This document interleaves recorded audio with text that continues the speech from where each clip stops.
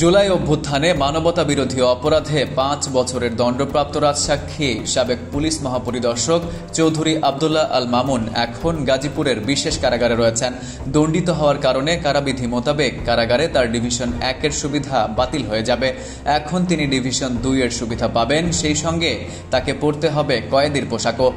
এ বিষয়ে কারা মহাপরিদর্শক brigadier general Syed Motaher Hossain জানান, ডিভিশন ১-এ থাকা কোনো বন্দির সাজা হলে স্বয়ংক্রিয়ভাবে তাকে ডিভিশন ২-এর আওতায় নিতে হয়। সাজাপ্রাপ্ত কয়েদির পুনরায় ডিভিশন ১-এর সুবিধা পাওয়ার সুযোগ নেই। তবে সাবেক আইজিপি মামুন এখন তার ডিভিশন সুবিধা বলবৎ থাকার ব্যাপারে আবেদন করতে পারেন। এতে সরকার অনুমোদন দিলে তিনি ডিভিশন ২-এর সুবিধা পাবেন, আর অনুমোদন না দিলে সাধারণ কয়েদি হিসেবে থাকতে হবে। কারা অধিদপ্তর সূত্রে জানা যায়, বিচারাধীন মামলায় কারাবন্দীদের সামাজিক সম্মান ও মর্যাদার ভিত্তিতে ডিভিশন সুবিধা দেওয়া হয়।